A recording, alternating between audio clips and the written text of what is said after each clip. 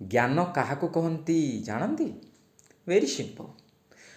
PhD करवा, postdoc करवा, MPhil करवा, ऑफिसर हो इंजीनियरिंग डॉक्टर हो ये सब जिनस आपण को ज्ञानी कराएनि।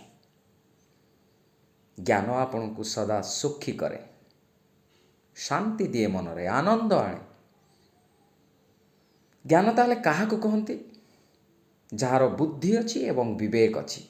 बुद्धि आउ विवेक मिशीगले ज्ञान हो जाए। विवेकहीन बुद्धि जार अच्छी सेटा ठक, प्रवंचक, धपाबाज, चालाकी करी अन्य को ठकेवार काम करे। आओ बुद्धिहीन विवेक रहिले से आलुआ, अज्ञानी एवं अज्ञ, बहुत किसी जानी नहीं बोली जना पड़। तेणु विवेक आउ बुद्धि, बुद्धिहीन विवेक हेले हेबनी, विवेक हेले विवेकहीन बुद्धि हेले भी हेबनी। आउ जेनराली ये जो ज्ञान रे अनेक प्रकार साइट्स आलोचना करा जाई पारे।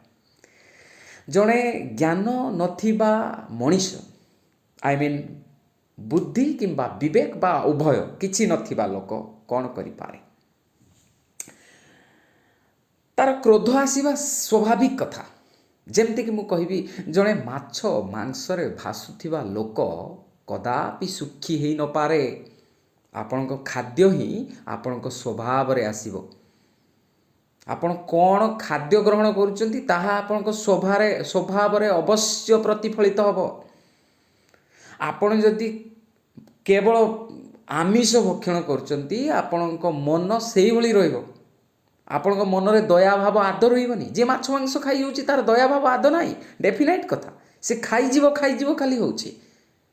आ ता मन रे आनंद शांति कोठु आसीबो? जे जो भली खाइबो से सेही भली चिंता करिवो, सेही भली हेई जीवो। जैसा सोचोगे आप वैसा बन जाओगे। अन्य प्रति दया नथिबा मनीष कदापि शांति रे रही पारिबो नाही। तेणु खाद्य पेय निश्चित भाव रे एक निरामिष भोजन जेतिकी आनंद दब, जेतिकी शांति दब, आमिष भोजन ताहा शांति दबनी।